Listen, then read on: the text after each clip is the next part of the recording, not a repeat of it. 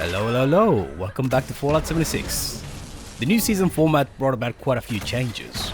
I know that lots of people were speculating about this well before the new season started, but I thought I'd hold off on commenting until I'd actually gone through a decent amount of the scoreboard. I wanted to make my opinions informed. But now I've unlocked the rank 100 page, so I feel that I can speak about this properly. In the first part of the video I shared my thoughts about the new system and how players should approach it. In the second, I'll cover how the season items look, so you can see what they actually look like and see if they're worth the tickets. The major change to the new season system is the addition of tickets. Before you simply had to reach a rank in order to get the item, but now you spend tickets to unlock them. Each page in the season catalog has a minimum rank you need to reach before you can buy an item. It takes about 7 or 8 ranks to unlock the next page, and each rank you reach gives you 25 tickets. Because you now have to get both ranks and tickets, the obvious question is whether you get enough tickets to unlock the items as you rank up. I counted the items on each page and classed them according to type. So you have the Fallout First specific plans and consumables, then the normal plans and consumables. Then I added the cost of the items on each page. On average, you pay 190 tickets per page if you get all the items. That's all the plans and consumables. You can save a few hundred tickets by not buying consumables. That translates to about 7 ranks per page, which is about how many ranks you need to unlock a new page. Basically, you get enough tickets to buy all items in a page before you unlock the next one. It seems that the devs deliberately fine-tuned things to make sure you won't be running out of tickets. That applies from rank 1 to 100, so during these levels, the new seasons play pretty much the same as the old scoreboards.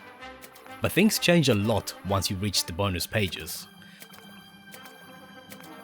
In the old scoreboard, rank 100 used to give you a bunch of rewards, much more than each of the previous ranks. It was meant to be a nice little reward for those who finished the scoreboard. The first bonus page in the new system plays a similar role, and gives you a lot of items. But now, you have to pay tickets to unlock them, and they're very expensive. If you add up the prices for all the items, that comes to 1250 tickets, which coincidentally is exactly 50 ranks. And guess what rank you have to reach to unlock the second bonus page? Yes, rank 150. Once again, this was deliberately designed this way. On average it takes 5 ranks to get each item, but because you've now hit rank 100, you lose the score from experience. So you have to rely entirely on doing daily and weekly challenges. And ranks now need 3500 score per rank. That's 17,500 score per item. Without any boosters or Fallout First, doing all 6 daily challenges gives you 2500 score. The 8 weekly challenges give you 10,500 score. That gives you a total of 28,000 points per week if you do everything. It will take you a bit over 6 weeks to get all items from the first bonus page. The second bonus page has consumables that you can get over and over again. They cost 3 ranks each. But the gotcha is that you also have to have unlocked 95 items. I'll go into this in more depth later, but that means you'll need to have Fallout First to access the second bonus page at all. Most of the rewards aren't really worth getting by tickets, because you can get them by gold or by playing. The most desirable items are the score boosters. You can use them in future seasons to speed up your score. I recommend getting as many of those as possible if you get this far. Carry boosters are also good if you're often overloaded, but for anything else it's easier to get them by playing. So you can see that the cost of tickets and items was deliberately calculated to use the fear of missing out to encourage players to play longer. But fear of missing out can only go so far.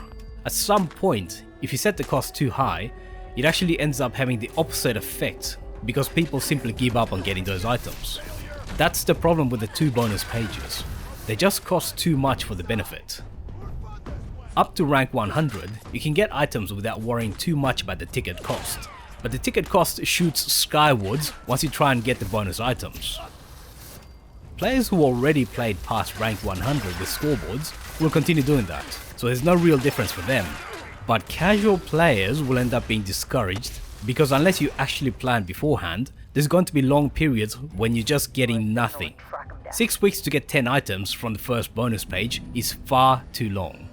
and the fact you need Fallout first to even access the second bonus page, plus the lackluster nature of the rewards, makes it difficult to see anyone deliberately aiming for the second page. Generally speaking, trying to get past rank 100 won't really be worth the effort for a casual player, and that's the opposite of what the season system should be trying to achieve. At the very least, a balancing of the ticket costs for the bonus pages, or a rebalancing of the progression is needed to keep those casual players on board. Another major change is that it's possible to spend 1,500 atoms to access Fallout First exclusive items. Before this, you needed to actually have a monthly Fallout First subscription. It's a positive that you can unlock those items, but it's a negative that you have to pay atoms. The scoreboard itself gives you 1,000 atoms, with a further 1,000 atoms available with Fallout First. So theoretically, you end up ahead by 500 atoms if you spend atoms to unlock the feature. You also get bonuses to score which add up to 25%. Basically, the calculation comes down to whether you know you're going to play regularly enough to get to the later pages. If you are, then it's worth unlocking the Fallout First access immediately.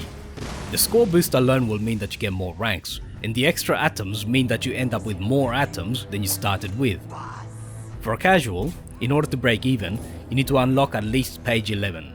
After that, it's all free atoms. So if you think you can get that far, then it's worth it. Okay, so how should you approach the new season format? Firstly, avoid redeeming items until you near the end of the season. That way you know how many tickets you'll have. This is especially important if you want items in the bonus pages. Obviously there'll be some must-have items for every player, and there's nothing wrong with redeeming a few items.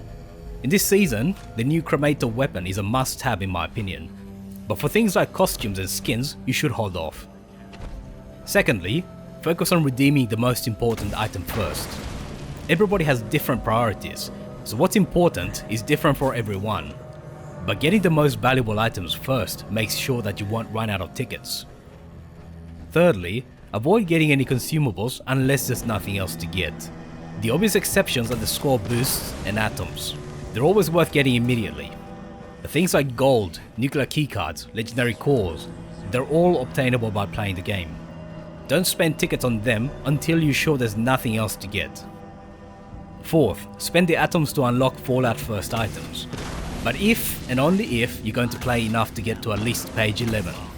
The extra score boost is worth it. Unfortunately, the need for tickets to unlock items, and how expensive the bonus items are, means that you need to save your tickets.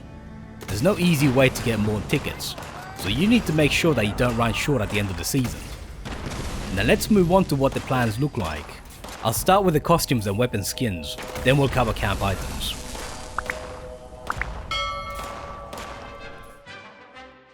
On page 1 you've got the Pith helmet and Rip Daring outfit.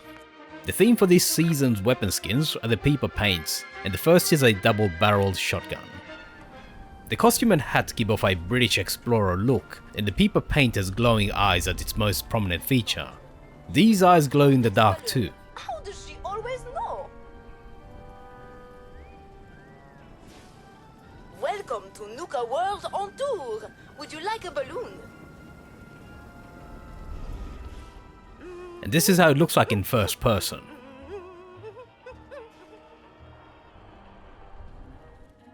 On page 3 there's a tropical cryptid shirt outfit.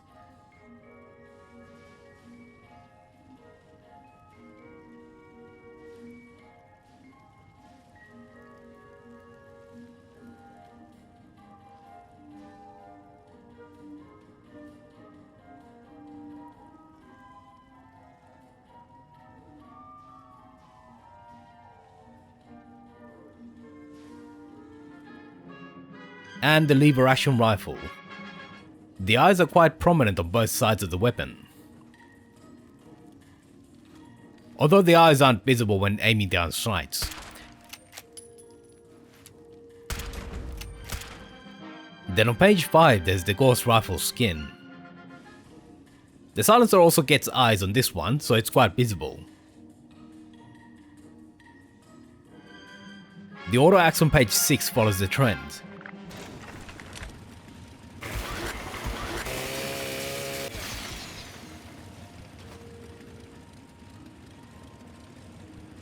One thing about this skin is that there's more eyes on the inside than on the outside. Then on page 7 you have the Cremator, Daring Binoculars, and the Cryptid backpack. There's a big ship squatch skull on the back, and the backpack is pretty bulky. I've added the Horseshoe Flair too. The eyes are quite prominent on the shield of the Cremator and go well with the jaws. The binoculars can be made at the Tinker's Workbench. They work just like the pearly peepers by marking enemies you look at on your compass. So if you happen to have lost the peepers, they make a nice replacement. Next up on page 8 is the Rip Daring paint. Hey there, adventurer. The red colour suits the weapon well, and you can see the flames and devils painted on the sides. Up front the jaws contrast well with the red colour.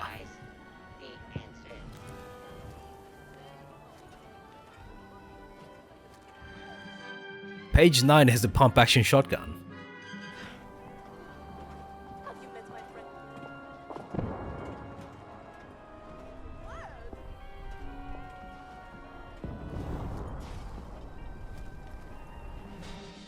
Then there's the plasma caster skin on page 11.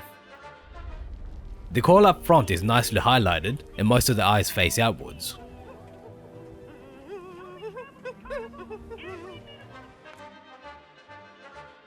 The power armor paints have a devilish scheme. Page 1 has a T-45. The color scheme is greyish black with a tiger type pattern. The T-45 has a devil's logo on the shoulder.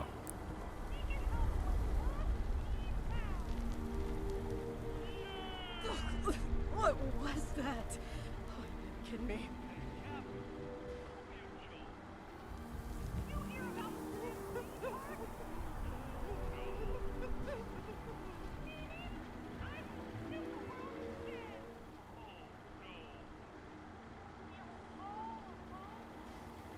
The excavator armor highlights the shoulder mounted lights.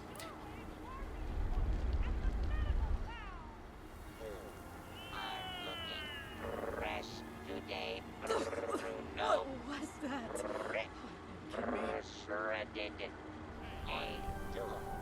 The Union armor has devil logos on the back of the shoulders. Okay, got this, Pat.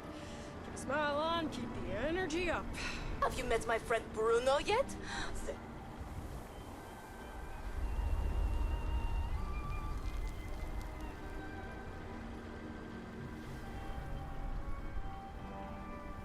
The Hellcat has logos on the sides of the shoulders.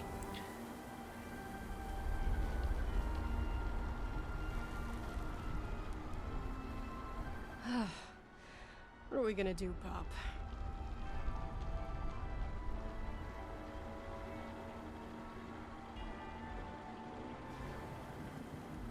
The Ultracite has a black helmet and logos on the sides.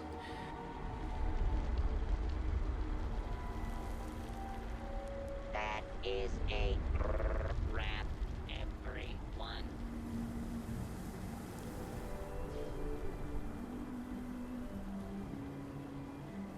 The T-65 has a big logo on a black chest.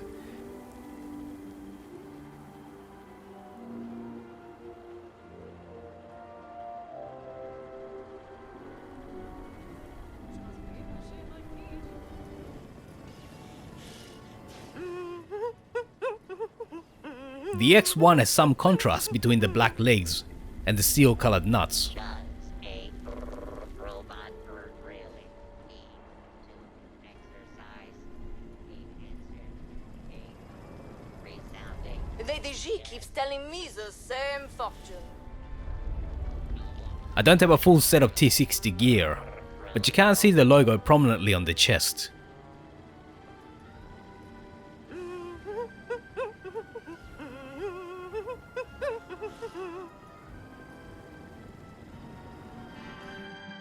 The T-51 is on the last page.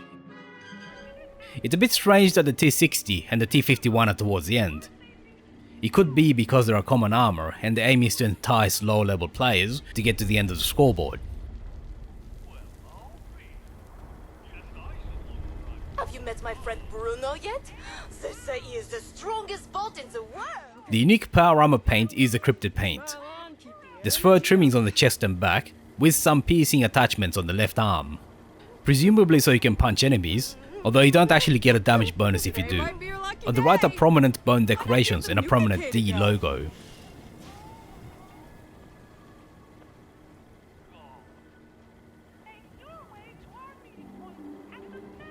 The chest and helmet are decorated with skulls, and the eyes have a glowing look to them. The Devil's Wing Jetpack has a moth-like look and ribs on the back.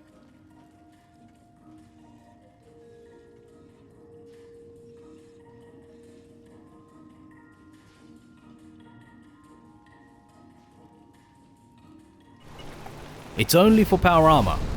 It doesn't work with normal armor, so make sure you keep that in mind before buying the plans.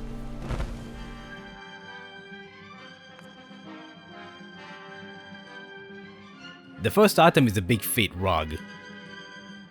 It's underfloor decor together with other rugs. It looks exactly like you might expect, but it is a little bit bigger than you might expect. Then on page 2 there's the hot dog sign, the beach fence set, the rose room poster, the ship wheel, and the surfboard wall decoration set. The hot dog sign looks exactly like you might expect. It's a bit worse for wear, but it's probably from before the war.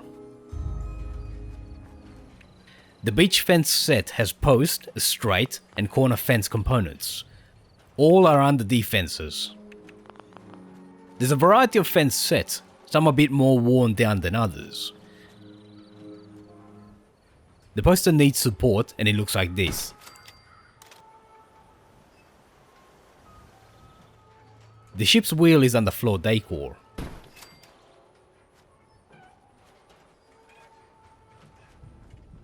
The surfboards are under wall decor in their own section.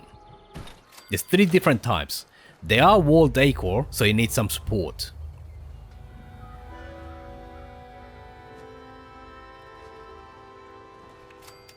In page 3 you have the Tiki torches. There's 5 different flame colors. You have to manually turn them on, but they provide a bit of lighting.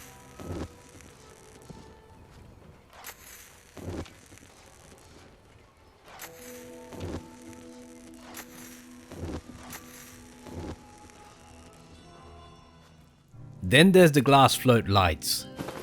They need to be attached to a ceiling. There's different colors, but they're mainly decorative. You'll still need other sources of light. The Tiki music box plays a tropical tune to give you camp that Polynesian feel.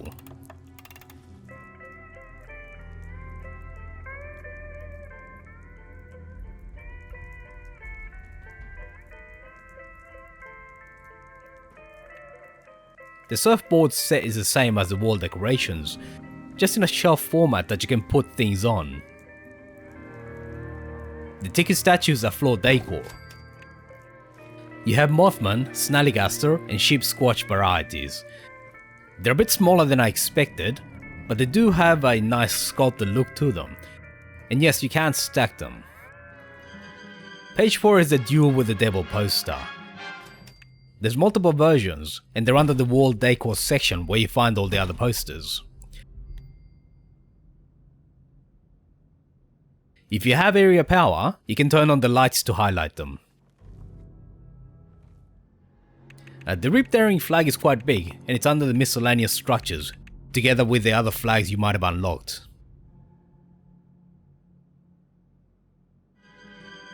In page 5 you find the Bullseye Trampoline. It's under miscellaneous structures just below the flags. Once it's installed, you can jump on it for fun, but it doesn't give you any bonuses. Then there's the toy robot set and the chessboard. You can use the chessboard to showcase junk items, although the game doesn't seem to let you put the robots on the chessboard directly. The robots are pretty tiny, but if you like the models you found throughout the game, they'll probably be worth it. The ball buddies let you do a castaway and play the role of Tom Hanks with your own crazy balls to talk to. You get 3 varieties so you'll never feel lonely again. Page 6 has the hanging tire baskets. They're on the wall decor and you attach them to a ceiling. The items are purely decorative and you can't harvest from them.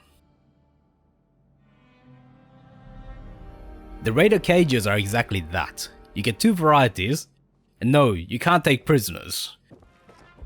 The construction barrier is a type of floor decor that you can use to split off areas.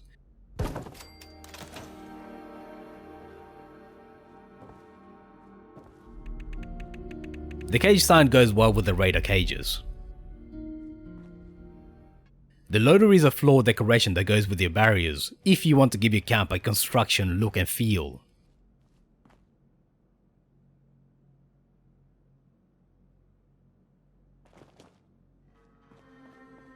Page 7 has the Horseshoe rug. It's underfloor decor together with the Bigfeet Rug we saw earlier. The water tank is a utility appliance that produces boiled water. If you do a lot of cooking, especially as a herbivore, you'll need lots of water, and having one of these in your camp can save you a bit of time and wood. More importantly, it allows camps that are not close to water to still have a ready supply of water. It holds quite a bit, unlike the purified water appliances, so you don't have to clean it out every 5 minutes. The Cryptid Wallpaper on page 9 can be applied to any wall. The Cryptids have a bit of a 3D look, but it's because of the way they're coloured, they're not actually 3D. The Field Research poster gives you another version of the Rip Daring posters we saw before. It also lights up if powered. The Cryptid's trunk is a skin for your stash. It's got a bunch of stickers related to Rip Daring. The Brahmin Corpse on page 10 is just that. It's purely a floor decor item, and despite what you might think, it does not produce rotten meat or anything else. The wet floor decor item is just like the one you find in the aquarium in Atlantic City.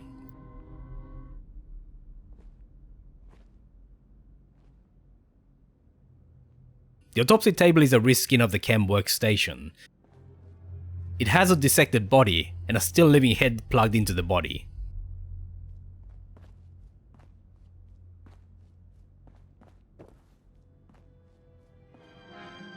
On page 11, the grass roof kit is a version of a roof that has grass growing on top of it.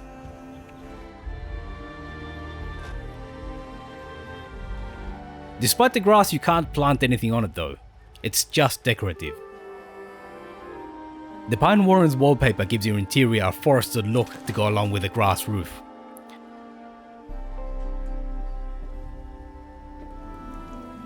The Jersey Devil shooting gallery is a playable machine you can install in your camp.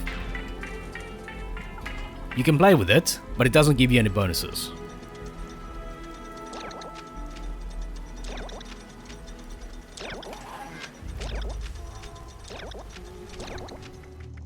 The Devlish Stein in page 12 adds to the collection of Steins in the game. You can craft it at a tinker's workbench and add it to your displays. But you can also craft it directly from your camp menu if you want to put it on other parts of your camp. The xylophone is another musical instrument that you can add to your camp. Playing it allows you to get the well-tuned bonus for extra action point refresh.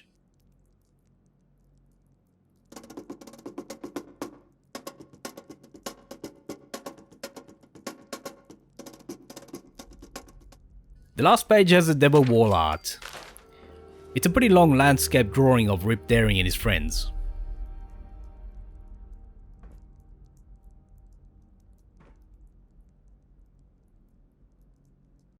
Thanks for watching all the way to the end. Let me know what you thought about it in the comments. Feel free to leave a like, subscribe and hit the bell button to be notified when new videos come out. See you soon.